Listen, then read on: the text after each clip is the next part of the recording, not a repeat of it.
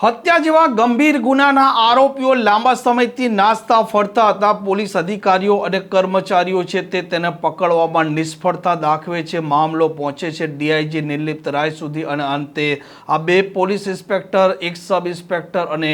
Assistant sub inspector છે તે ઘર ભેગા થાય છે। વિગતવાર વાત કરવી છે, શું છે સમગ્ર મામલો। વૈષ્ણવજન તો તેને કહીએ જે પીડ પરાઈ જાનાને રે।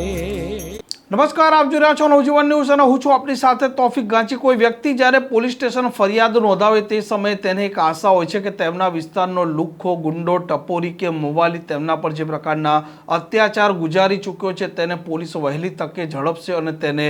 જેલ ભેગો કરી તેને ન્યાય આપવામાં આ પોલીસ અધિકારીઓ મદદ કરશે। પરંતુ કેટલીક વખત એવું પણ બનતું હોય છે કે પોલીસ અધિકારીઓ અને કર્મચારીઓ આવા માથા ભારે આરોપીઓ છે તેમને પકડવામાં સમય ફાળવતા નથી, ભૂલ કરતા હોય છે કે પછી અનેક એવા કારણોસર તે પકડતા નથી અને આવા માથા ભારે ઈસમો જે નાસ્તા ફરતા હોય છે, ગંભીર હત્યાના આરોપીઓ હોય છે તે પણ આવી સ્થિતિમાં વધુ એક ગુનો આચરે અને આવી પરિસ્થિતિમાં જે ફરિયાદી છે તેના માટે તકલીફો છે તે ઊભી થતી હોય છે। આવી જ ઘટના રાજકોટ ગ્રામ્યના પડગરી પોલીસ સ્ટેશનમાં વર્ષ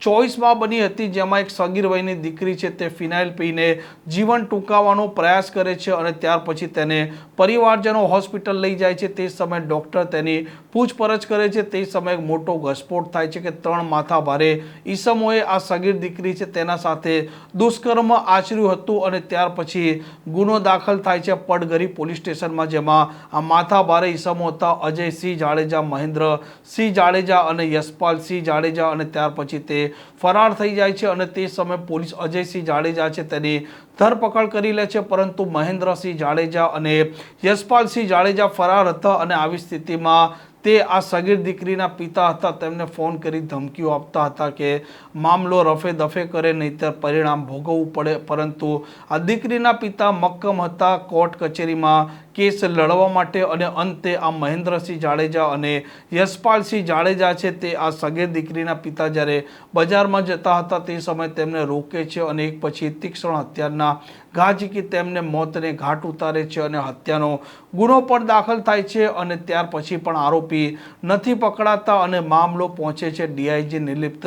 રાયના પાસે અને તે વિગતો મંગાવે છે એસપી વિજયસિંહ ગુર્જરના પાસે અને તે સમયે 2 પોલીસ ઇન્સ્પેક્ટર, એક સબ ઇન્સ્પેક્ટર અને એક આસિસ્ટન્ટ સબ ઇન્સ્પેક્ટરની ભૂલ સામે આવે છે અને ત્યાર પછી આખરી કાર્યવાહી ડીઆઈજી નિર્લિપ્ત રાય કરે છે, જેમાં આ અધિકારીઓ છે તેમને સસ્પેન્ડ કરવામાં આવે છે, જેમાં 2 પીઆઈ હતા